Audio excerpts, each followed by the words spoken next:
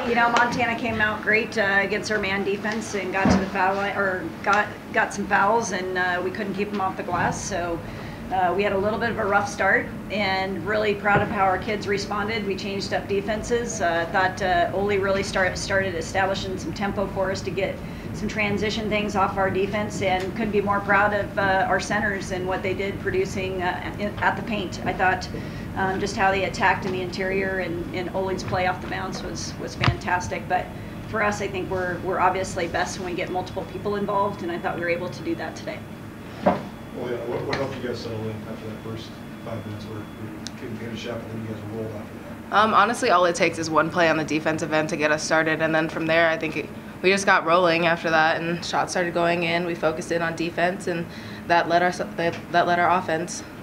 After kind of a inconsistent Big Sky schedule so far, how relieving is it to play a game like this? When shots are falling, you're playing good defense. Just kind of how relieving is that?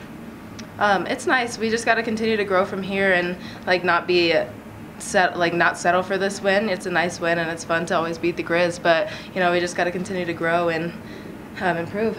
I would jump on that. I don't think it was a relief at all. I thought this team really wanted to play well for a crowd today, so I thought it was something that they responded to and they made happen.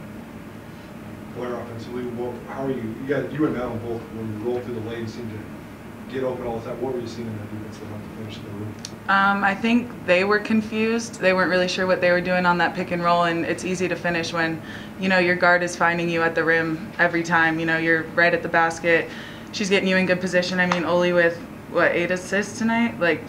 There's just not a question about it. She finds you every time, and Ashley was doing a great job with it. Haley, everybody was looking inside, and once you kind of get that going inside, then you can start to work out.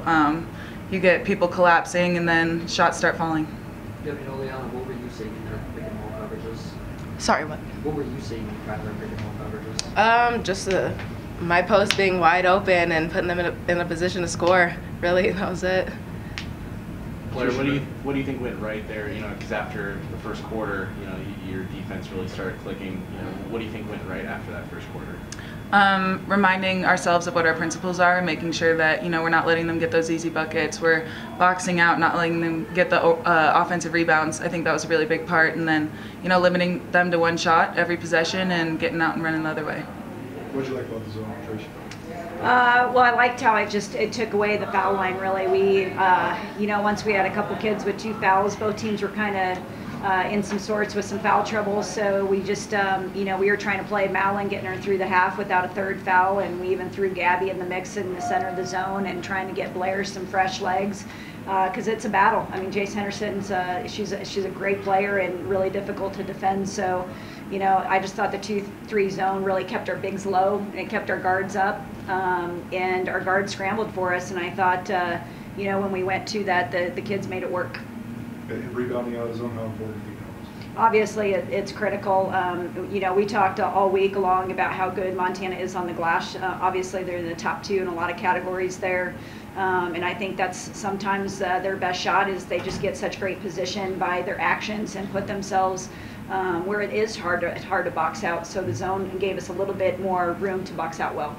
When did you find out that Cougar wasn't going to play, and did that change anything schematically for you coming into this? Yeah, I mean, it was a few days ago. Obviously, it happened in practice. We were unaware until the next day. I just want to say how proud I am of Martha for communicating she wasn't feeling right, and I think that's a big step for a kid to be able to make, because we actually didn't even notice, so, you just start your protocol, and for us, we've always been kind of a team that next player up.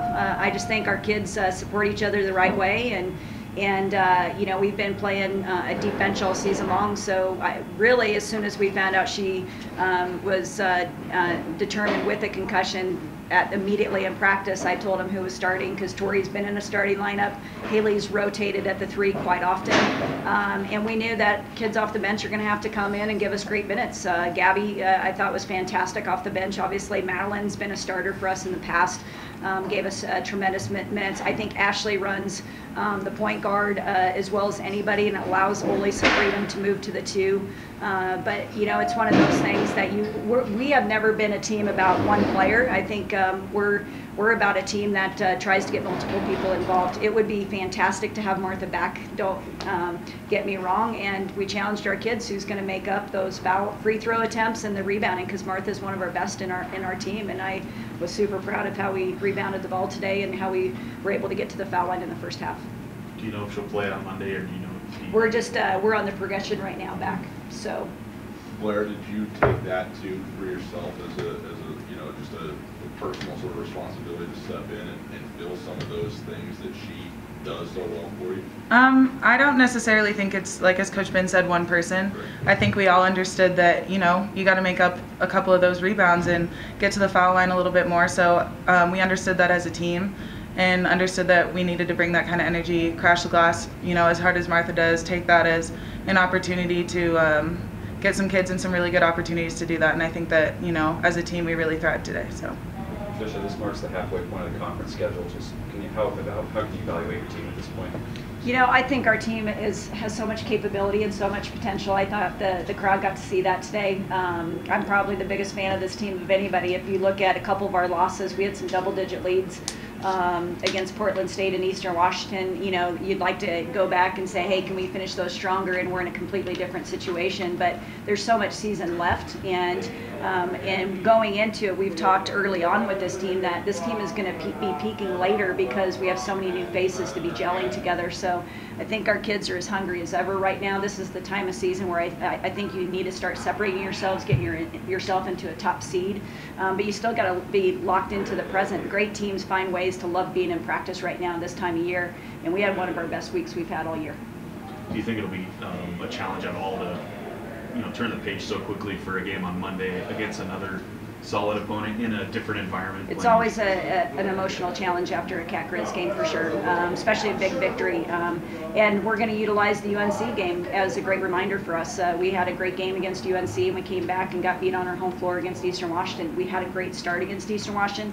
We're going to do a great job of starting and finishing, but part of that's on me. I've made some adjustments to put them in better situations to finish games stronger. I thought Eastern Washington, I didn't do a great job down the stretch managing our players, and I made sure we got some kids off in that force so we could finish the game the right way. Probably also make the right adjustments during the game for them to set them up. So we're going to have to do that against UNC and get ready to go. They're going to support their men's team tonight. I absolutely want them to celebrate and support our guys and enjoy this one, but we'll turn the page and get ready for tomorrow.